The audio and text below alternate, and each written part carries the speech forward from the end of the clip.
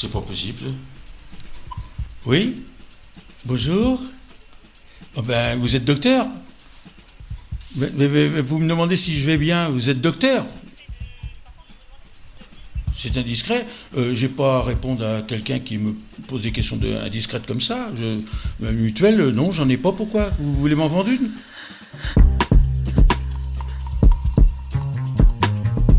Alors aujourd'hui, on se retrouve à côté de Saint-Malo. Je suis avec ma collègue Bernadette. Salut Bernadette. Bonjour. Alors Bernadette, tu es journaliste au Pays Malouin et aujourd'hui, on va à la rencontre de Georges Briand. Est-ce que tu peux nous dire qui c'est Georges Briand? Alors Georges Briand, c'est un retraité qui habite entre Dinard et Saint-Malo, qui depuis quelques années s'est lancé un peu dans une croisade contre le démarchage téléphonique. Donc il s'est mis en tête de faire perdre leur temps à ceux qui l'appellent, et puis aussi, surtout, il a noté scrupuleusement tous les numéros qu'il appelle tout au long de la journée depuis 2019. Comment est-ce que tu l'as rencontré, Georges Briand? Au cours d'un vernissage à Saint-Malo, il avait amené toutes ces petites feuilles... les feuilles sur lesquelles il notait tous les numéros. Et puis un de nos correspondants, Mathieu Baron, qui passait par là, a pris la photo, l'a envoyée, et puis du coup l'article est né, et puis... L'article a très bien marché. Oui, ce qui prouve aussi l'ampleur de la gêne que ça procure aux gens. Bon bah allez, on va aller le rencontrer. Voilà, dis donc, mais quelle entrée! Bonjour, vous allez bien? Vous avez trop facilement. Mais non, à chaque fois je... Je sais pas pourquoi. Bonjour, gendarme. Bonjour Georges, comment allez-vous? Ben moi ça va et ça vient. Oui. Bon, alors, qu'est-ce qui vous amène? C'est vous Georges, c'est vous Georges.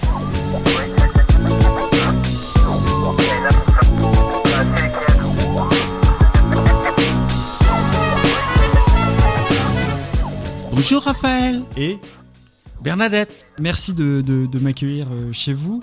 Alors votre histoire, Georges, elle a fait le tour des médias parce qu'en fait, elle n'est pas banale. Vous avez reçu, là vous venez de le dire, plus de 2400 appels de démarcheurs depuis 2019. Pourquoi est-ce qu'un beau jour, vous avez décidé de partir en guerre contre cette pratique?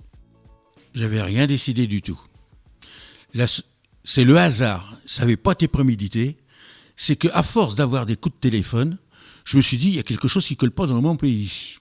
D'être démarché sans arrêt par des coups de téléphone pour vendre ci, pour vendre ça, pour se vanter de ci, se vanter de ça.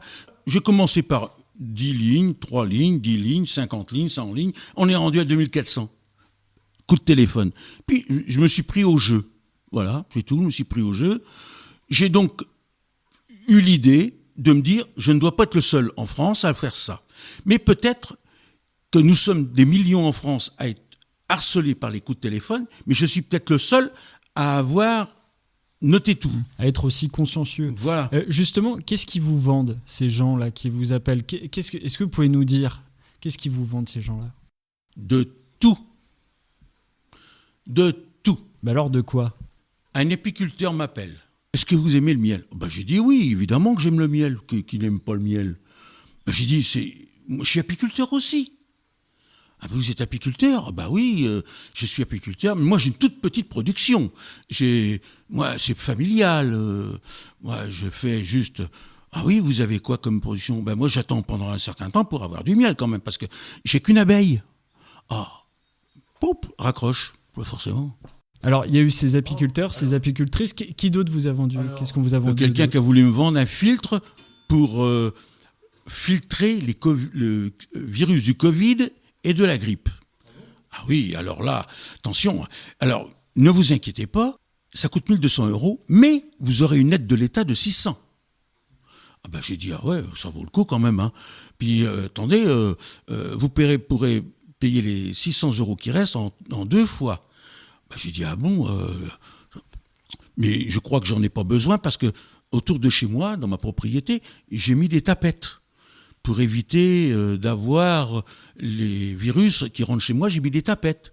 Puis il y en a d'autres aussi qui veulent me vendre de la sécurité, des caméras à la maison. Alors là, je dis, voilà, oh non, j'ai pas besoin de ça, moi, parce que j'ai des animaux domestiques que j'ai dressés pour éviter qu'on cambriole chez moi. Elle me dit, ah oui, qu'est-ce que vous avez des chiens de garde? Ah, j'ai dit non, j'ai des poissons rouges. Donc en fait, tous ces gens-là qui vous appellent, vous les faites tourner en bourrique, quoi. Oui, et il y en a qui me menacent. Oui, vous avez été menacé de mort. Je l'ai lu dans l'article de Bernadette qui est juste à ma droite. Tout à fait. On vous a menacé de mort. Oui, alors, il y en a alors, on m'a menacé de mort, j'ai noté l'endroit, sur pas la 17e page, mais la 16e page. J'ai l'entouré parce que j'ai dit, s'il m'arrive vraiment quelque chose, on pourra retrouver, s'il y a enquête, on pourra retrouver le dernier numéro qui m'a appelé. On m'a traité, j'ose pas dire les mots. Allez-y. Ça commence par an, C, U, d'accord? Vous avez compris, hein, d'accord? Fils de... Non mais, vous vous rendez compte?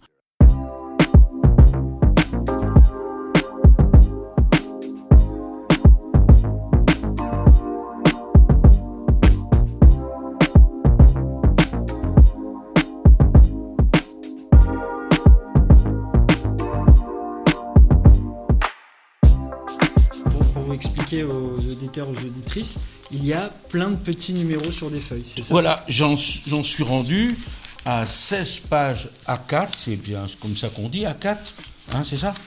A4, j'en suis rendu à la 17e page, 2400 et des poussières, 1500 feuilles, quoi. Georges, il y a quelque chose que j'ai vraiment envie de voir, c'est le téléphone. Ah, lequel? Sur celui vous êtes tout le temps appelé. Ah, Est-ce que vous pouvez oui, dire où est-ce qu'il est et à quoi il ressemble? Ah, c'est le dernier modèle qui a été construit, hein. Fabriqué. Hein. Ah oui. Donc là, attention, ne rigolez pas. Hein. Donc c'est quoi c'est un Alcatel. C'est quoi? Ça fait combien de temps que vous avez ce téléphone? Il y a très longtemps, parce que je change pas de téléphone, parce que j'ai travaillé chez Alcatel, moi. Alors, je suis fidèle à la marque, évidemment, sauf que j'ai été licencié.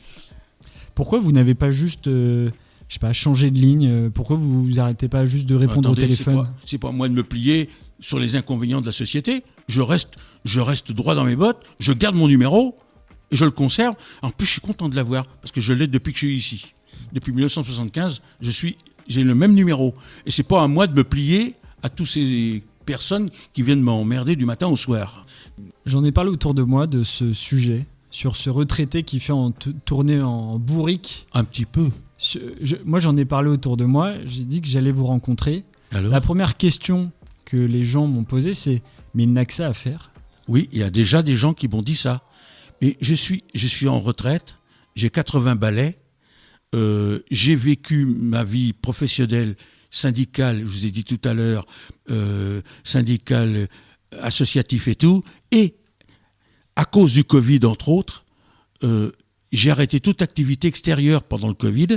Je faisais partie d'une association de voitures de collection, on sortait tous les week-ends, on allait faire des sorties régulièrement. On a stoppé toutes ces sorties. Je ne peux plus faire ce que je faisais avant. Donc maintenant, c'est pédale douce, comme dirait quelqu'un. Pédale douce. Quelqu'un qui dit ça, j'ai pas que ça à faire. C'est vrai que quelqu'un qui est en activité, quelqu'un qui a une vie familiale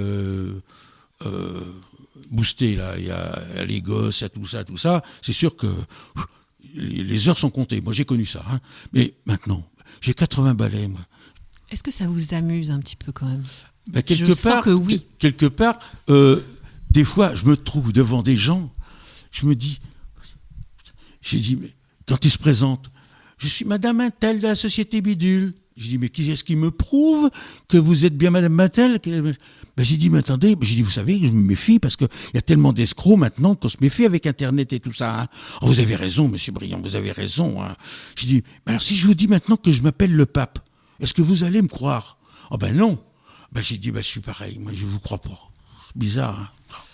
Est-ce que vous vous rendez compte, Georges, que votre témoignage, il a touché des millions de personnes? Je ne sais pas du tout. Pourquoi il y a eu un tel succès à votre avis? Moi, je vous le dis, mais pourquoi il y a eu un tel succès à votre avis? Pourquoi ça a touché les gens, cette histoire? Parce que tout le monde est touché par ça, par ce phénomène. Moi, je suis peut-être, j'en sais rien, je suis pas Colombo, moi. Hein. Mais sans doute, moi, je me mets pas à la place des autres, je me mets à ma propre place. J'imagine que tout le monde est concerné par ce phénomène. Il y a tellement d'arnaques et d'escroqueries. Je dis, mais jusqu'où on va aller? Vous allez continuer, du coup, oui. à faire perdre leur temps. Oui. parce que vous vous dites aussi, bon, le temps que je leur fais perdre, c'est autant alors, moins... alors certains, je leur dis. Parce qu'il y en a qui m'ont appelé 8 fois en 2 heures. 8 fois en 2 heures. Ils m'ont dit, on vous rappelle. Je dis, vous pouvez. Tous les quarts d'heure, ils m'appelaient. Donc vous avez l'impression de bien leur faire perdre leur temps. Alors je leur dis, grâce à moi, il y a 2 personnes peut-être que vous n'avez pas embêtées. Je suis content de moi. Vous m'aviez dit aussi que suite au premier article, il y avait au moins une personne qui vous avait écrit pour vous remercier. Oui, je l'ai. Est-ce que vous en avez eu d'autres ? Oui, j'ai eu des coups de... j'en ai pas eu beaucoup. J'ai eu 2 ou 3 coups de téléphone de gens qui m'ont dit « Monsieur Briand, en gros, c'est bien ce que vous faites. » J'ai reçu un courrier d'une dame, mais j'aurais voulu la rappeler. Ah, voilà la lettre. « Cher monsieur, j'ai découvert sur Internet tout ce que vous avez fait pour lutter contre les démarchages indésirables que beaucoup d'entre nous subissent chaque jour, soit sur le téléphone fixe, soit sur le téléphone mobile. Je voudrais vous féliciter et vous en remercier. J'espère que votre action aboutira. Point. À suivre. Bien cordialement, Madame Dominique machin.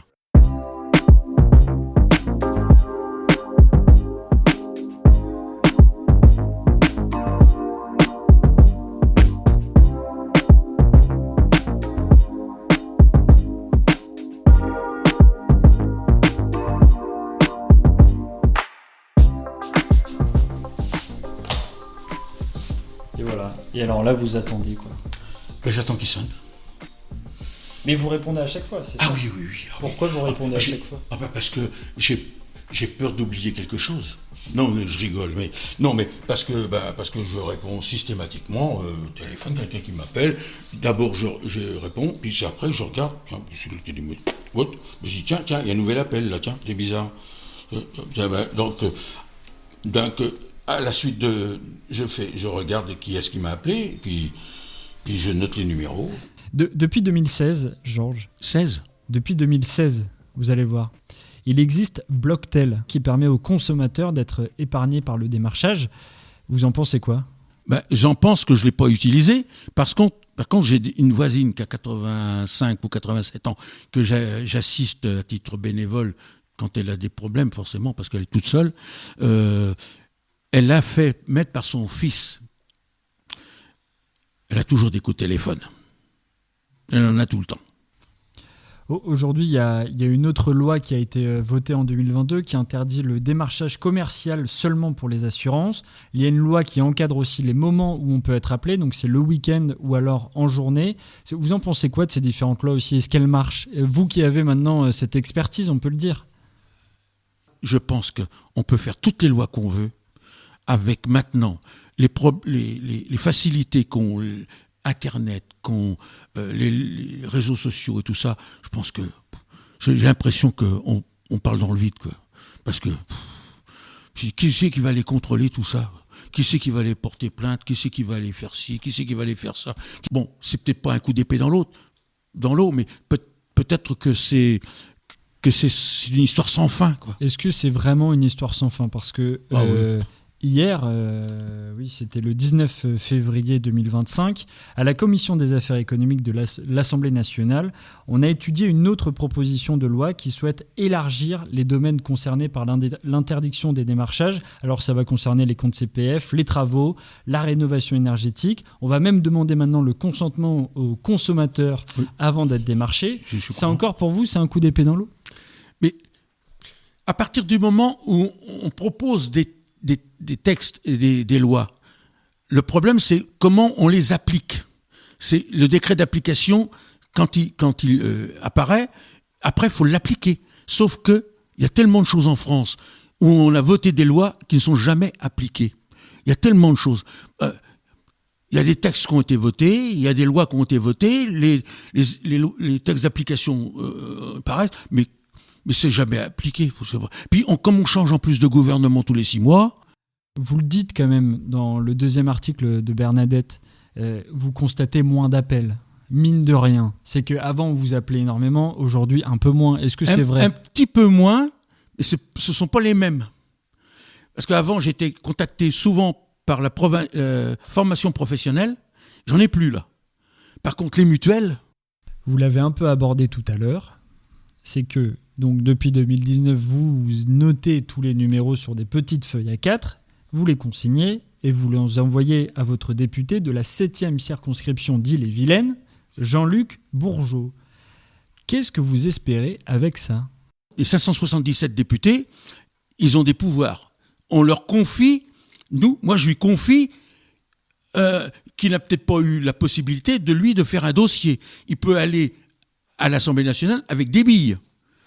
Il peut dire, j'ai quelqu'un de ma circonscription, d'ailleurs j'ai plein de papiers, qui m'a donné des documents, il peut avoir des billes pour défendre le beefsteak. Par contre, forcément, si personne ne lui dit quoi que ce soit, par contre là, il a des billes. J'ai dit à la secrétaire parlementaire Saint-Malo, si il veut me rencontrer, je viens avec le dossier, il fait les photocopies, il fait tout ce qu'il veut, et il pourra aller là-bas avec du grain à moudre.